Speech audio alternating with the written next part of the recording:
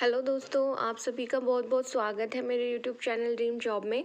तो आज मैं आप लोगों के लिए बेसिकली एक इन्फॉर्मेशन लेकर के आई हूँ। बहुत सारे बच्चों की क्वेरीज आ रही थी। तो आपने थंबनेल देखा होगा कि जो नेट होता है, ठीक है, whether it is conducted by UGC और सीएसआईआर, तो उन दोनों से ही एग्जाम्शन के लिए क्या करना पड़ता है। जो नेट एग्जाम्शन सर्टिफिकेट होता है वो आपको कौन अवॉर्ड करता है, ठीक है। तो उससे रिलेटेड आज मैं आपको कंप्लीट इन्फॉर्मेशन दूंगी। एंड एक चीज़ और है, एपीआई। एपीआई के लिए बच्चे कंफ्यूज रहते हैं कि ma'am what is API, API क्या होता है। तो अब आपको क्या होता है कि जब आपको किसी यूनिवर्सिटी के अंदर असिस्टेंट प्रोफेसर बनना है, ठीक है, तो इंटरव्यू के बेसिस पर आपका सिलेक्शन होता है, बट शॉर्ट लिस्ट आपको जो है आपके एपीआई स्कोर के बेसिस पर किया जाता है, ठीक है। तो आज हम उसके बारे में भी बात करते हैं। तो सबसे पहले एपीआई की बात करते हैं कि अगर आपको सेंट्रल यूनिवर्सिटीज़ के अंदर, ठीक है, या किसी भी यूनिवर्सिटी में आपको असिस्टेंट प्रोफेसर बनना है, तो आपका एपीआई स्कोर जो है वो कैसे कैलकुलेट किया जाता है। तो आपका ग्रेजुएशन से कैलकुलेट किया जाएगा। अगर आपके ग्रेजुएशन के अंदर 80% मार्क्स हैं या उससे ज़्यादा तो आपको 15 नंबर मिलते हैं, ठीक है। 60 से कम है, ठीक है, मतलब कि 60% और 80 के बीच में है तो आपको 13 नंबर मिलते हैं, ठीक है। 55 और 60 के बीच में है तो आपको 10 नंबर मिलते हैं। 45 और 55 के बीच में है तो आपको 5 नंबर मिलते हैं। इसी तरीके से आपकी पोस्ट ग्रेजुएशन यानी 80 से ज़्यादा है तो आपको 25 नंबर मिलते हैं। 60 और 80 के बीच में है तो 23 नंबर मिलते हैं। अगर 55% है, ठीक है, तो आपको क्या मिलते हैं, 55 और 60 के बीच में तो आपको 20 नंबर मिलते हैं, ठीक है। एंड ये जो है 50% हो जाता है एससी एसटी और ओबीसी नॉन क्रीमी लेयर के लिए और पीडब्ल्यूडी कैंडिडेट्स के लिए, ठीक है। एमफिल की अगर हम बात करें तो एमफिल में आपके अगर 60 से ज़्यादा है तो 7 नंबर मिलते हैं आपको।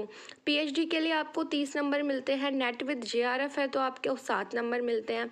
सिर्फ आपका नेट क्वालिफाई है तो 5 नंबर मिलते हैं, ठीक है। स्लेट या सेट है तो 3 नंबर मिलते हैं, ठीक है। एमफिल में 55 से और 60 के बीच में है तो 5 नंबर मिलते हैं। 60 से ऊपर हैं तो 7 नंबर मिलते हैं। आपकी रिसर्च पब्लिकेशन के मैक्सिमम 10 नंबर मिलते हैं, लेकिन एक रिसर्च पेपर का आपको 2 नंबर मिलता है, ठीक है। अगर आपका टीचिंग एक्सपीरियंस है तो मैक्सिमम 10 नंबर मिलते हैं। बाकी जो है 1 साल के टीचिंग एक्सपीरियंस के लिए आपको 2 नंबर मिलते हैं। अगर आपके पास कोई इंटरनेशनल अवार्ड है, ठीक है, तो उसके लिए आपको 3 नंबर मिलते हैं। नेशनल लेवल का अवार्ड है तो भी आपको 3 नंबर मिलते हैं। लेकिन अगर आपके पास कोई स्टेट लेवल का अवार्ड है तो उसके लिए आपको 2 नंबर मिलते हैं। तो बेसिकली आपका एपीआई स्कोर होता है ये एकेडमिक परफॉर्मेंस इंडेक्स।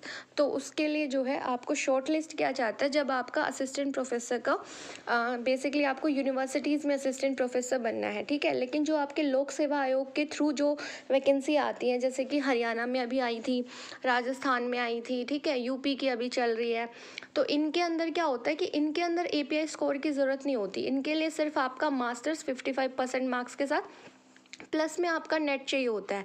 हालांकि सेंट्रल यूनिवर्सिटीज़ में भी एपीआई स्कोर के साथ साथ ये तो आपकी मिनिमम एलिजिबिलिटी है कि आपके मास्टर्स में 55% नंबर होने चाहिए और आपका क्या होना चाहिए, नेट क्वालिफाई होना चाहिए, ठीक है। तो मेन मुद्दा ये है कि मैडम नेट से छूट किन को मिलती है।